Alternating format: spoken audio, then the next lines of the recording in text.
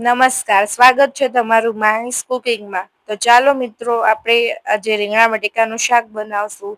તો video start કરીએ. તો અહીંયા મેં સિંગ અને થોડુંક લસણ નાખ્યું છે અને તેમાં 1 ચમચ જેટલું મરચું, હળદર અને અડધી ચમચ જેટલો ગરમ મસાલો અને 1 ચમચ જેટલું ધાણા જીરું નાખ્યું છે.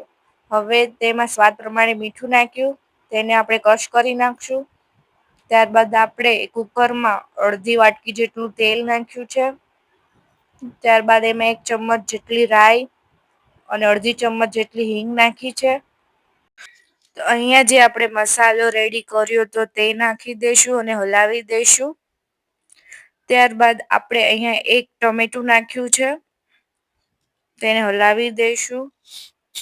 ત્યારબાદ આપણે અડધી વાટકી જેટલું તેલ નાખ્યું છે, તેમાં 1 ચમચ જેટલું મરચું નાખીને હલાવી દઈશું. ત્યારબાદ આપણે અહીંયા શાકભાજી લીધા છે, જેમાં 2-3 રીંગણા, બટેકા, સરગવો અને વટાણા નાખ્યા છે, ધોઈ નાખ્યા છે તેને. તો હવે આપણે આ શાકમાં નાખી દઈશું. તેને આપણે પછી હલાવી દઈશું શાકને.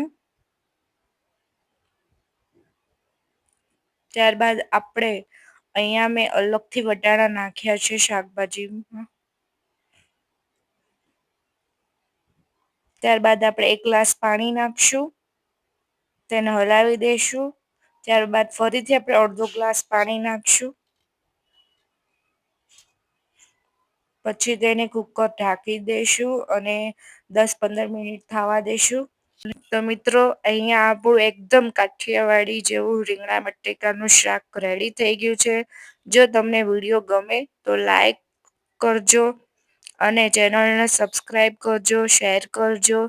વિડીયો કેવો લાગ્યો હોય તે કોમેન્ટમાં જરૂર કહેજો મિત્રો. તો બાય.